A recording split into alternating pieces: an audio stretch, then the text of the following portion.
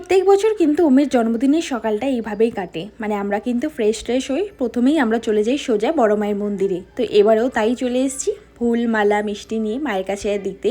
আর মায়ের আশীর্বাদ ওমের যেন সারা বছর কেন সারা জীবনটা মায়ের আশীর্বাদ ওর সঙ্গে সঙ্গে থাকে সেই প্রার্থনা করতে। আর আমাদেরও যদি কোনো ভুল ত্রুটি হয়ে থাকে তার একটু প্রভাব যাতে না আমাদের ছেলের ওপর পড়ে সেই প্রার্থনাই করতে। তো চলো, এখন তো আমরা এসেই গেছি, আর এখানে মায়ের কাছে পুজো দেওয়ার পর এখন চলে যাব আমরা বাড়িতে। তো চলো, বাড়িতে যাওয়ার পর ওমের যত গয়নাকাটি ছিল সেগুলো ছাড়িয়ে দিয়ে এখন দেখো এসে গেছি এমসিকেবি স্কুলে, যেখানে আজকে ওরা আইডেন্টি কার্ডের জন্য ছবি নেওয়া হবে। তো দেখো এখানে কিন্তু ছবি নেওয়ার পর্ব শুরু হয়ে গেছে অলরেডি। তো সেই কারণে ওকে এখন ড্রেস পরিয়ে দেওয়া হচ্ছে। তো এইটুকুনি কাজ নয়, এরপরে অনেকগুলো ফর্ম ফিল আপ করার ছিল, তো সেইগুলো কমপ্লিট করেছি। সেগুলো কমপ্লিট করে কিন্তু মানে আমাদের এখান দিয়ে বেরোতে প্রায় অনেকটাই কিন্তু লেট হয়ে গেছিলো। আর যেহেতু ওমের বার্থডে প্রোগ্রামটা এবারে মায়ের বাড়িতে ছিল, সেহেতু কিন্তু আমার মাথায় চাপটা একটু কমই পড়েছিল। মানে দুপুরে রান্নাবান্নাটা কিন্তু ওখানে আমার মাই করছে, তো সেই কারণেই এখানে রিল্যাক্সে এই সমস্ত কাজগুলো কমপ্লিট করতে পেরেছি আমরা।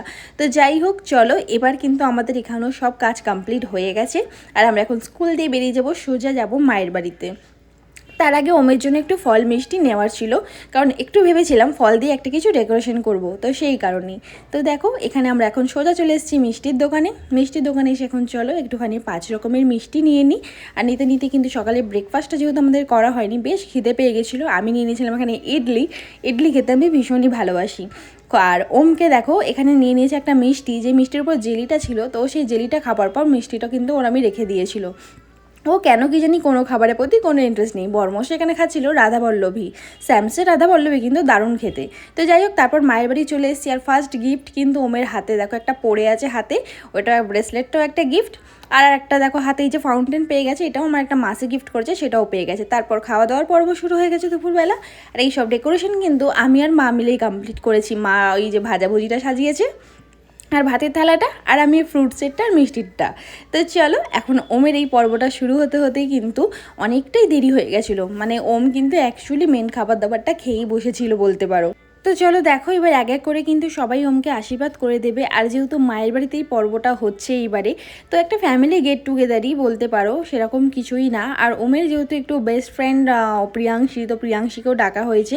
তো দেখা যাক কখন আসে, সব সন্ধ্যেবেলায় আসবে। আর এখন দুপুরবেলায় দেখো ওমের বার্থডে গিফটটাও তোমাদের দেখো। ওমের বাবা এখন বসে পড়েছে আশীর্বাদ করার জন্য। তো অনেক আশীর্বাদ করে দিয়েছে, মাথায় ধান দুব্য দিয়ে প্রদীপের তাপ দিয়ে, যে অনেক বড় হ, অনেক ভালো থাক, অনেক উন্নতিকর জীবনে, আর বাবার থেকেও যেন আরও বেশি এগিয়ে যেতে পারিস জীবনে। তো যাই হোক, এই আশীর্বাদ করার পর সব খাবারগুলোর মুখে একটু একটু করে ছোঁয়ানো হচ্ছিল।